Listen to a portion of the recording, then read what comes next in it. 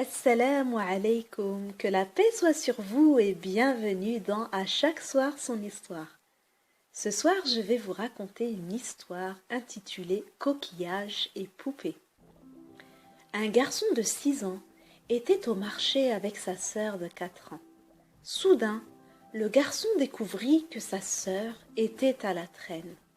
Il s'arrêta et regarda en arrière. Sa sœur était debout devant une boutique de jouets et observait quelque chose avec un grand intérêt. Le garçon revint vers elle et lui demanda « Tu veux quelque chose ?» La sœur lui montra du doigt la poupée. Le garçon tenait sa main et comme un frère aîné responsable, lui donna cette poupée. La sœur était très heureuse. Le commerçant regardait tout et s'amusait de voir le comportement du garçon. Le garçon se présenta au comptoir et demanda au commerçant « Quel est le coût de cette poupée, monsieur ?»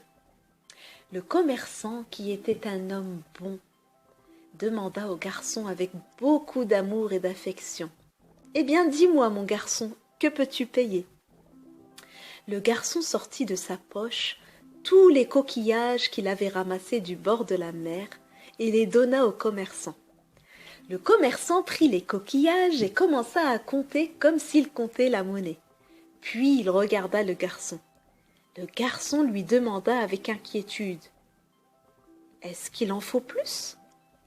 Le commerçant lui dit « Non, c'est bien plus que ce qu'il ne faut, donc je vais te retourner le reste. » En disant cela, il ne garda que 4 coquillages avec lui et lui retourna le reste.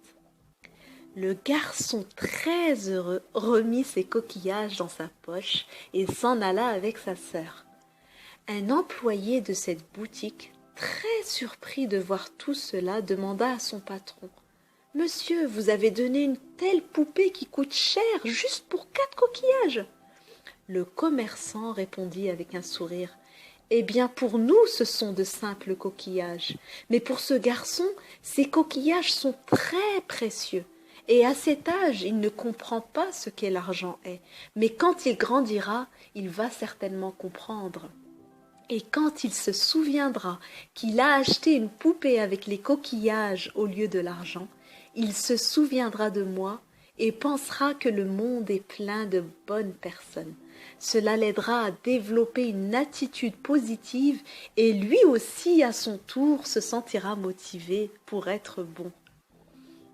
Alors retenez que quelle que soit l'émotion que vous diffusez autour de vous, elle se répandra. Et si vous faites le bien, la bonté s'étendra. Et si vous faites le mal, la négativité se répandra.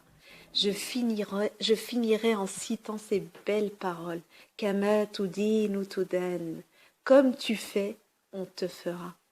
Assalamu alaikum.